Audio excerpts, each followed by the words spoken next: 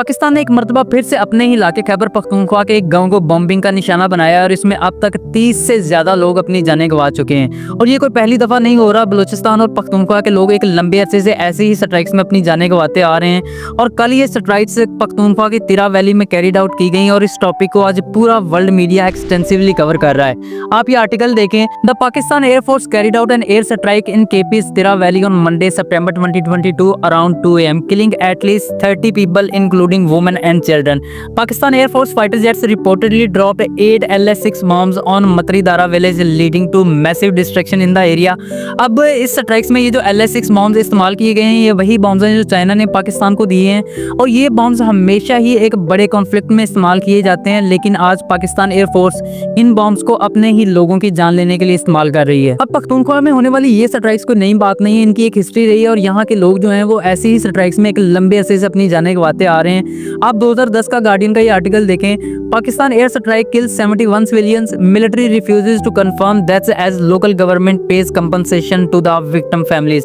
अब इस आर्टिकल में जो दैट टूल है वो 71 बताया जा रहा है, लेकिन एक्चुअली उस वक्त 200 से ज्यादा लोगों की जान गई थी और उस वक्त की केपी गवर्नमेंट और फौज ने मिलकर इन लोगों की आवाज को दबा दिया था। लेकिन इंटरनेशनल लेवल पर जब इस मामले को उठाया गया तो उसके बाद फौज को इस इलाके के लोगों से ऑफिशियली माफी मांगनी पड़ी थी। देखिए, बलूचिस्तान और केपी के लोग जो हैं वो पिछली 2 दहाइयों में एंटी टेररिज्म के नाम पर होने वाले ऑपरेशन की वजह से एक बड़े पैमाने पर जानें गंवा चुके हैं और इस चीज का रिजल्ट ये निकला है कि भारत और इसराइल जैसे जो पाकिस्तान मुखालिफ कंट्रीज हैं वो अपने प्रोपेगेंडा के जरिए इन इलाके के लोगों को इस चीज पर कन्विंस कर चुके हैं कि पाकिस्तान उन्हें सेकंड क्लास सिटीजन सर्व करता है, उनको हर मामले में मार्जिनलाइज किया जाता है और उनकी जान की पाकिस्तान के अंदर कोई कीमत नहीं है। अब इस चीज का रिजल्ट ये निकला है कि इन इलाके के जो नौजवान हैं वो टीटीपी और BLA जैसी टेरर ग्रुप्स को ज्वाइन करते हैं और उसके बाद जाफर एक्सप्रेस जैसे मामला सामने आते हैं और इन लोगों की तरफ से आने वाला ये रिएक्शन एक तरह से नेचुरल भी है, क्योंकि अगर आप किसी भी फैमिली के सारे मेंबर्स को कत्ल कर देंगे और एक को जिंदा छोड़ देंगे तो उसके बाद ना तो उसके लिए कोई स्टेट मैटर करेगी, ना कोई मुल्क और ना ही उसके इदारे। उसके अंदर जो आखिरी फीलिंग बचेगी वो बदले की होगी और वो उस बदले के लिए किसी भी हद तक जाएगा। अब इन एयर स्ट्राइक्स का रिजल्ट ये निकलता है कि जो रिलीजियस प्रो पाकिस्तानी लोग होते हैं वो रिलीजियस एंटी पाकिस्तानी बन जाते हैं और इन लोगों को कंट्रोल करना बिल्कुल भी आसान नहीं होता है। अब इस वक्त पाकिस्तान बलूचिस्तान और खैबर पख्तूनख्वा को किस हद तक मार्जिनलाइज कर चुका है, इस चीज को हाईलाइट करने के लिए आज इंडियन इंटेलिजेंस बहुत ही सीरियस क्लेम कर रही है। ये आर्टिकल देखें। After operation Sindoor terror groups Jaish-e-Mohammed and Hizbul Mujahideen shift basis. देखिए, ऑपरेशन सिंदूर के दौरान इंडिया ने जैश-ए-मोहम्मद और जमात-उद-दावा की जिन बेसिस पर हमला किया था वो मोस्टली पंजाब के शहरों में थी। अब इंडियन मीडिया यहाँ पर ये क्लेम कर रहा है कि क्योंकि पाकिस्तान में पंजाब को पॉलिटिकल और मिलिट्री हब कंसीडर किया जाता है, इसलिए पाकिस्तान की हुकूमत और मिलिट्री जो है इन ग्रुप्स की जो बेसिस हैं उनको पंजाब से पख्तूनख्वा में शिफ्ट कर रहा है ताकि अगर फ्यूचर में इंडिया दोबारा हमला करता है तो उस केस में पंजाब महफूज रहे और वो सारे हमले सिर्फ पख्तूनख्वा में ही हों। अब ये बहुत ही सीरियस एलिगेशन है और अगर ये चीज़ सच साबित होती है तो इसकी वजह से पाकिस्तान की जो नेशनल यूनिटी है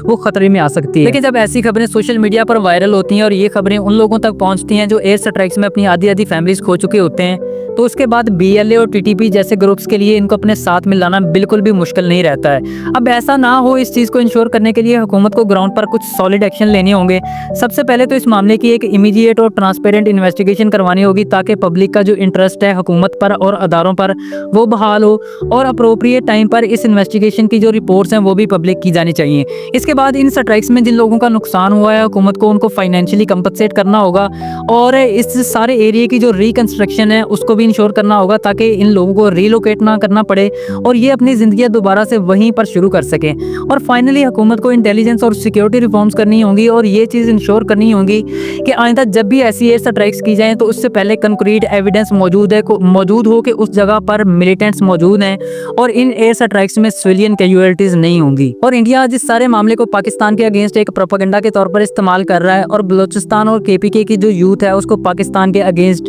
प्रवोक करने की हर मुमकिन कोशिश की जा रही है। लेकिन पाकिस्तान को ये मामला इंटरनली पीसफुल तरीके से रिजॉल्व करना होगा। और आपका इस बारे में क्या ख्याल है कि क्या ये एयर स्ट्राइक्स कंटिन्यू रहनी चाहिए या नहीं, मुझे कमेंट सेक्शन में ज़रूर बताइएगा। अगर वीडियो अच्छी लगी हो तो लाइक एंड सब्सक्राइब ज़रूर कीजिएगा and I will see you in the next one.